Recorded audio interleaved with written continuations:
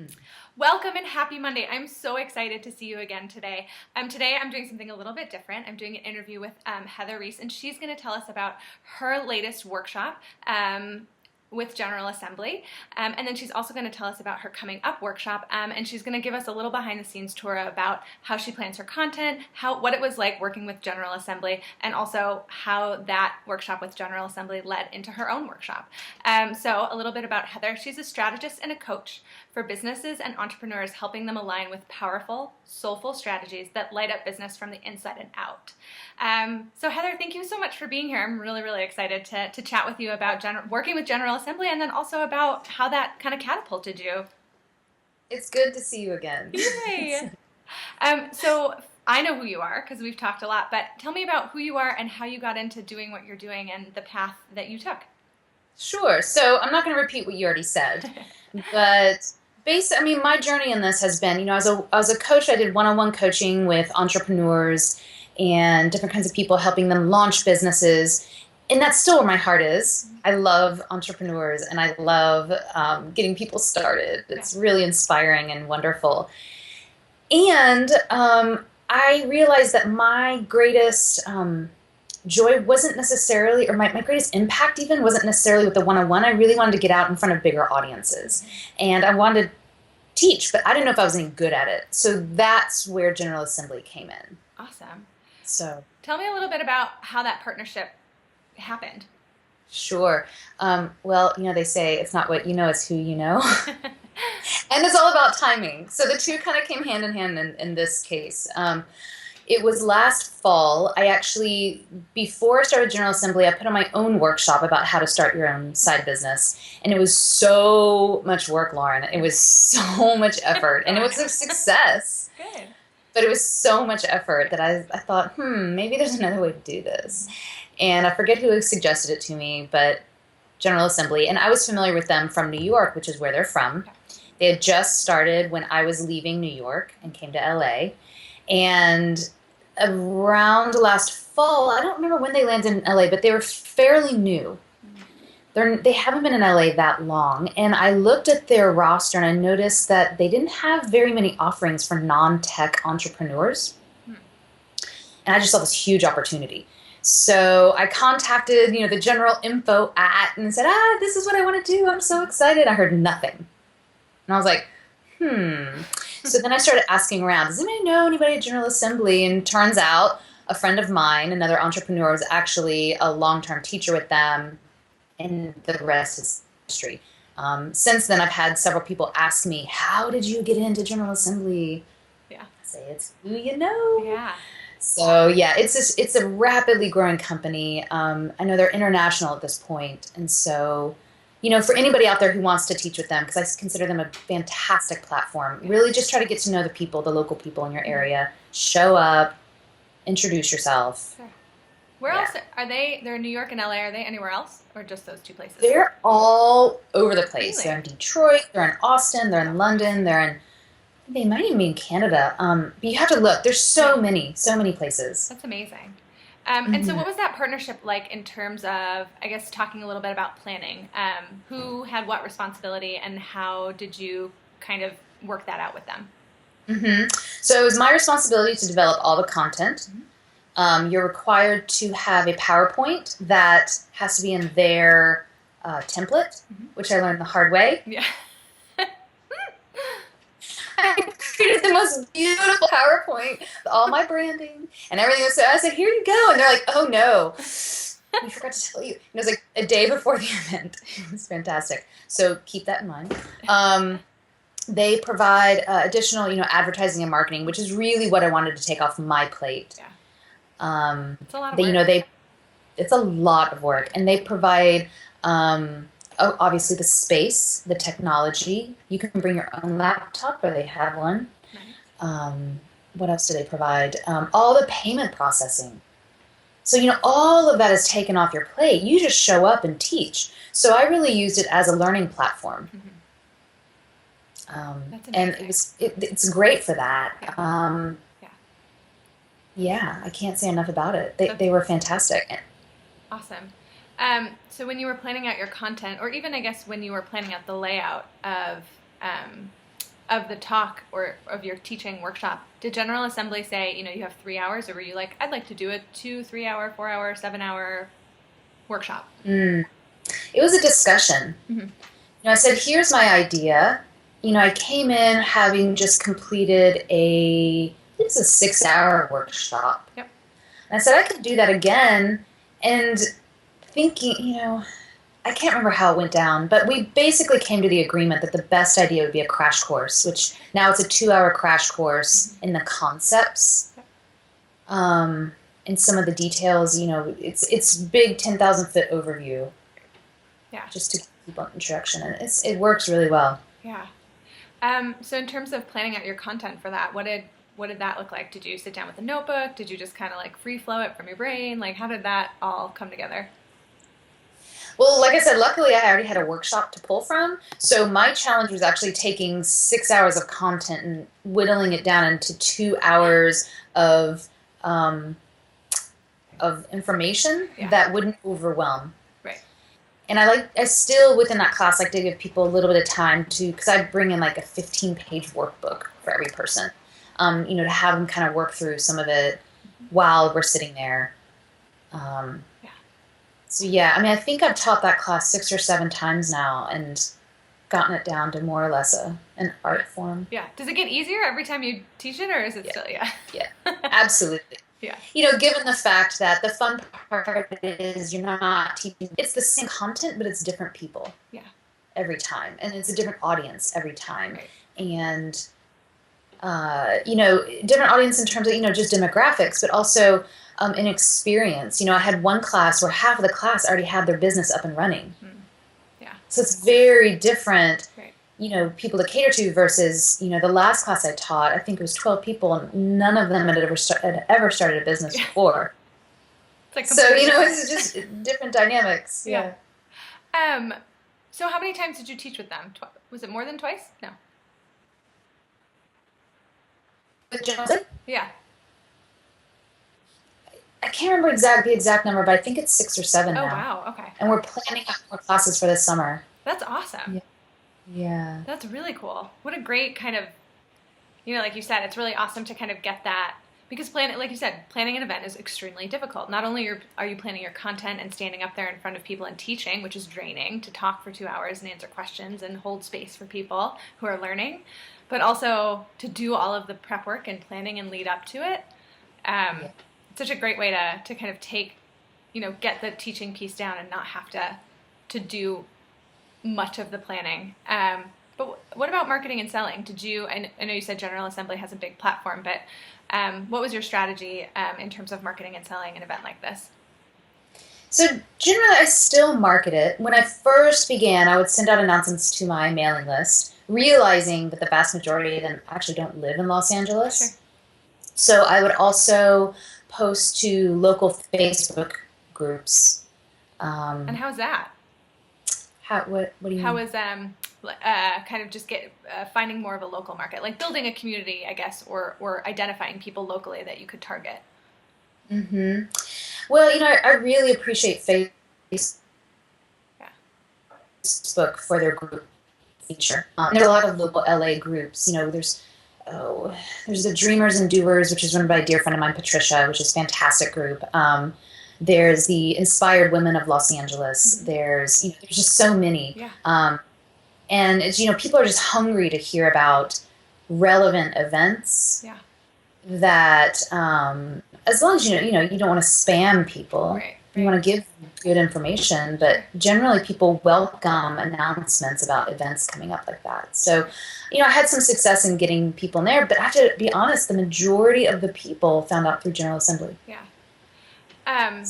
What was it like, and this is kind of like an offshoot, but what was it like, your business is so online, and I think a lot of online entrepreneurs and digital marketers struggle with that kind of, my business is online, but I want to do something in person. So what has that been like, not only for your first General Assembly class, but going forward? Have you started to try to build a local community, or have you just kind of been like, my people are not so much in LA, they're in other places, or, how does that work? Because like an online product, you have to be online. For an in-person product, people have to be local. I mean, it's, unless you're doing a huge conference. So just can you talk a little bit about what it looks like to cultivate a local community, and is it something you want to do, or are you like, forget it?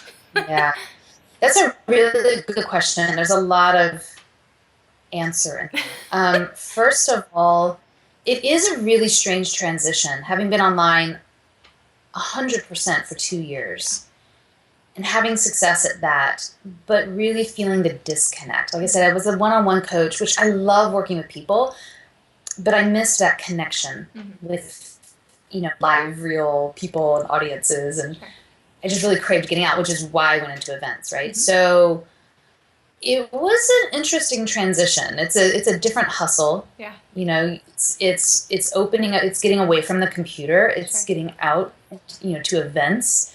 It's, networking. Right. How to define that. Yeah. It's, some people say, oh, I just talk to friends. However you define it. It's very different. It's just a different set of activities during the day. It's a different mindset. Yep. And because I still run an online business, it's really putting one foot here and one foot here and balancing the two. Yeah.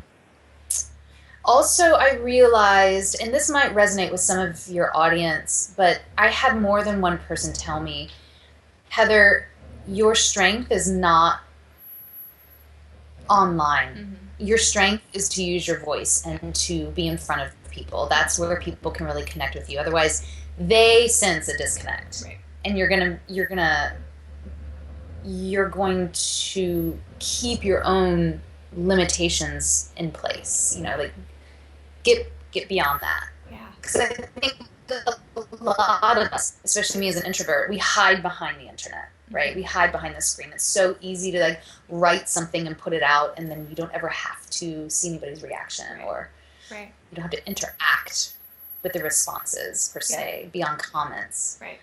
It's so easy to hide. Yeah. And I'm not saying everybody does that. I know I was doing that. So does that answer your question? Yeah, totally. And it's true. I feel the same way. I love community building, but it's so much easier for me to do it in person. It's really challenging for me to do it online. And it's slowly growing. And but I was telling someone yesterday, I was like, when I send out my mailing list to my local community, I literally can envision who's reading it. Whereas a lot of times when I send it out to my online community, I know some of the people that are reading it, but I'm like, who else is, I have no idea who else is reading this. And so it's it is a very strange disconnect. And I think it is really an art form, because some people have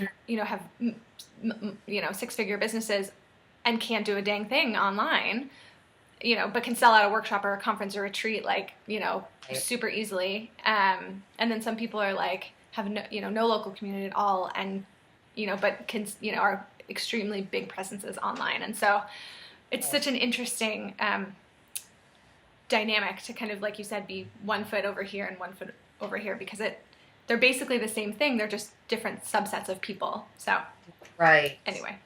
Yeah, absolutely. Yeah, absolutely. It's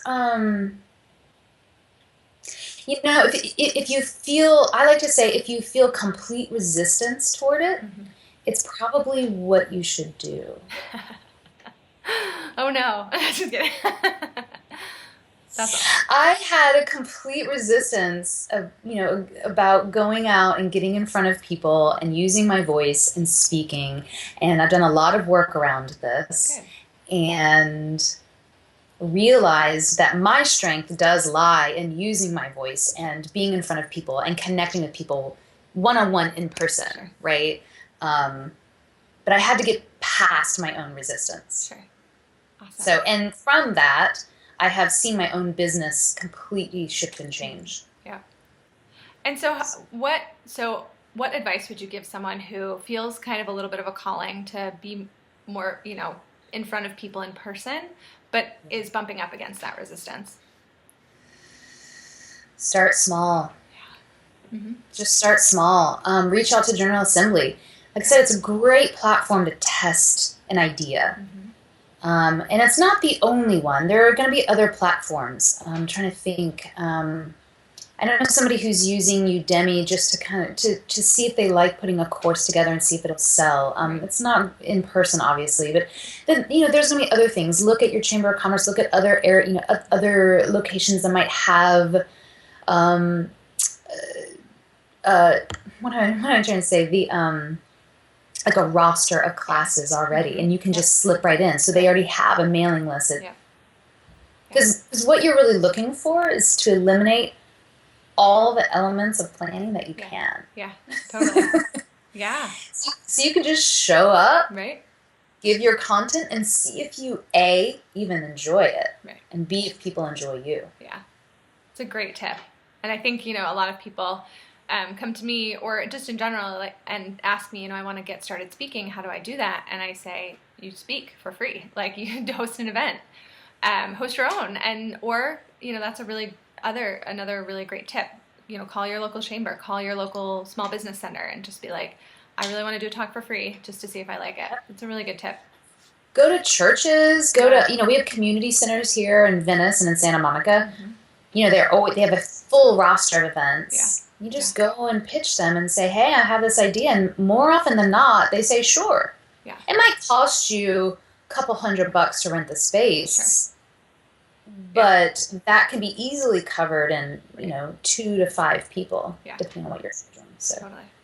So tell me about what your General Assembly content kind of layout looked like, if you can. Maybe give us just a brief overview about when you were going in and standing up to people, how you wove this story or this narrative of your topic.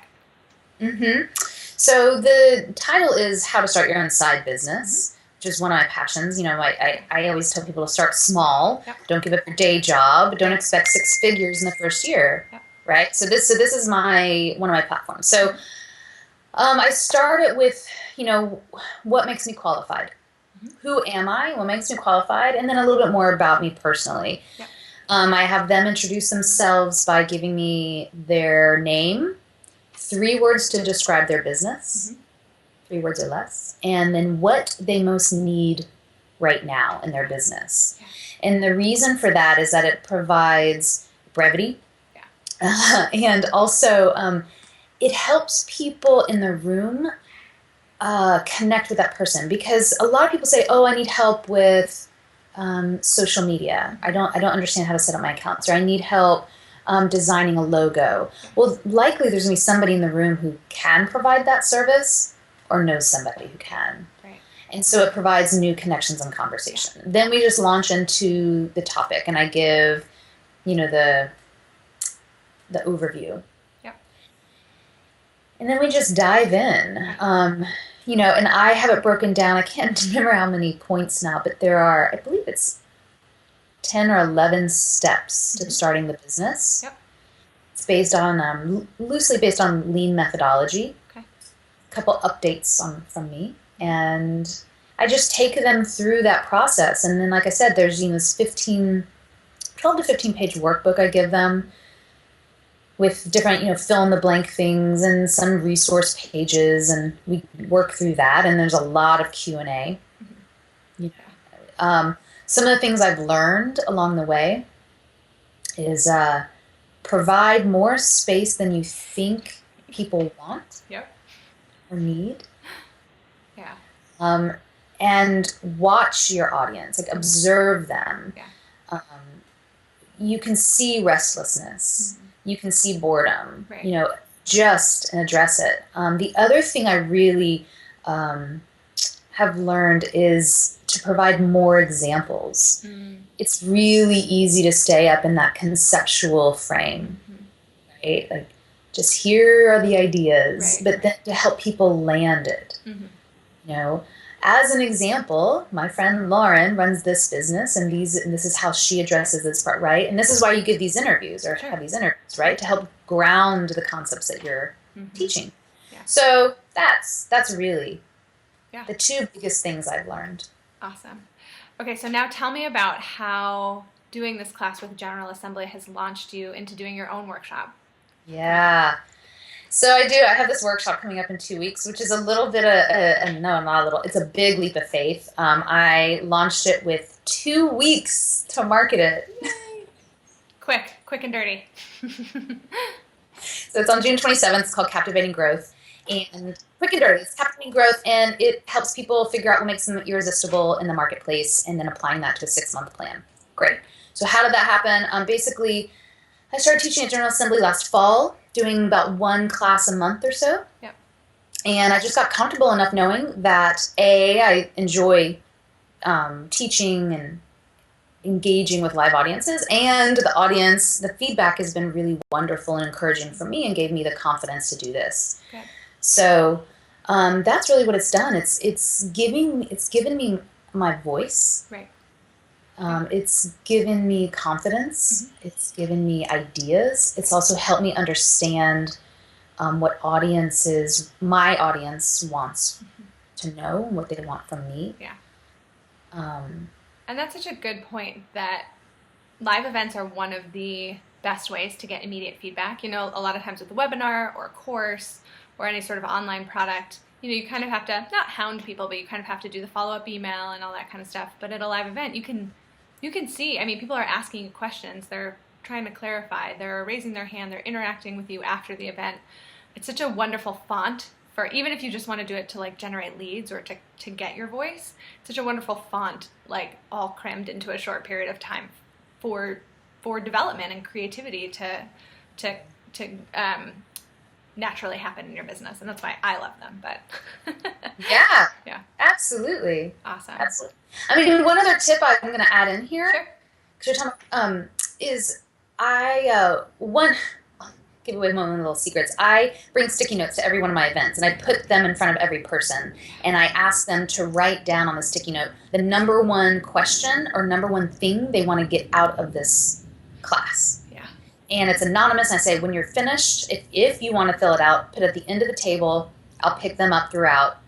And as people are working in the workbooks, I'll just go around and pick up the sticky notes and lay them out in front of me at the front of the class, and then, you know, fill in where I can the answers to the questions, and obviously do a roundup at the end. But then I can also save those sticky notes, and I have a notebook full of them now. I just stick them on pages, and I can see the trends, and I can see they're absolutely trends, and then, you know, the one-offs. Yeah. But it's very helpful. Awesome. That's such a great tip, and you know, I have never thought about doing something like that just real time. I'm always like, get questions in advance, but that's a really great, and also, you know, when I advise clients about, you know, that first kind of 10 minutes as people are arriving, and it's that awkward feeling because nobody knows each other, and like, it's nice to give them something to do. And so if that's like a prompt that you know, people can sit down and fill out the sticky note, and at least they feel a little bit more comfortable sitting in a room where they don't know anyone. That's a really great kind of transitional activity. Yeah. That's awesome. Yeah. Cool. Well, thank you so much for being here. This has been amazing, and talking about General Assembly has been so wonderful. So your event is Captivating Growth, and when is it? June? It's on Saturday, June 27th. Awesome. At the most beautiful place I know in Venice, California. Awesome. It's private space. Amazing. So if anybody's in the area, join in. Yeah, and I'll pop the link in the show notes below. Thank you so much for being here, and we will talk to you really soon. Lauren. Yeah, ciao.